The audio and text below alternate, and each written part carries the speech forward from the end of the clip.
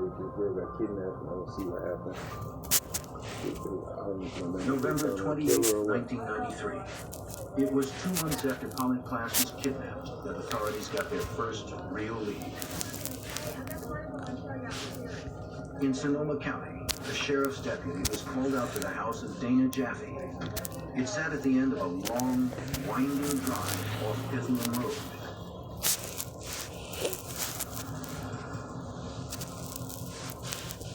Dana had been out inspecting the property when she noticed something unusual and thought it might be of use to investigators. She led the deputy through a densely wooded area to a clearing just a few yards from the long winding drive to her house. Scattered in the woods were a few items that seemed somewhat suspicious.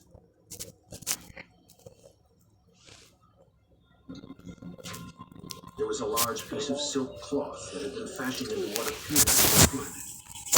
A couple of strips on the ground.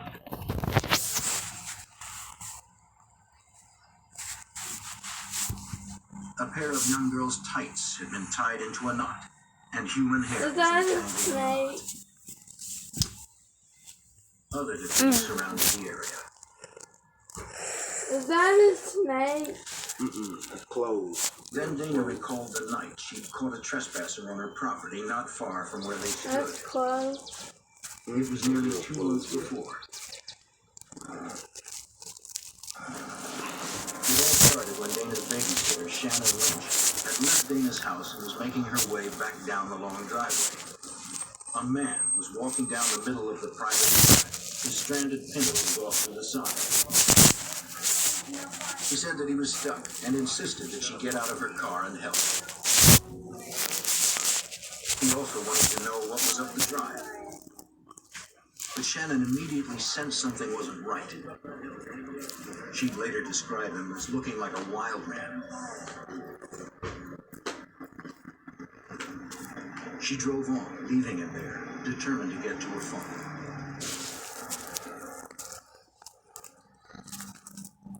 Shannon found a payphone about 2 miles down the road and hurried to call her friend. She was anxious to get a hold of Dana and warn her of the scary man trespassing on her land. Dana didn't waste any time.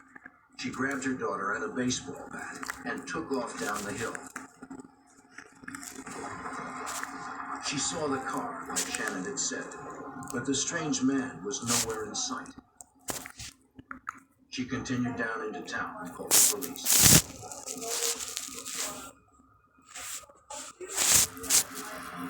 A few minutes after midnight, 2 Sonoma County Sheriff's deputies showed up. Dana explained that she didn't really want the intruder arrested for trespassing. She just wanted him off her property. The deputies found the trespasser a little agitated.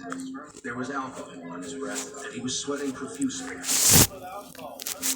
bits of leaves and blood in his hair that he had been rolling around.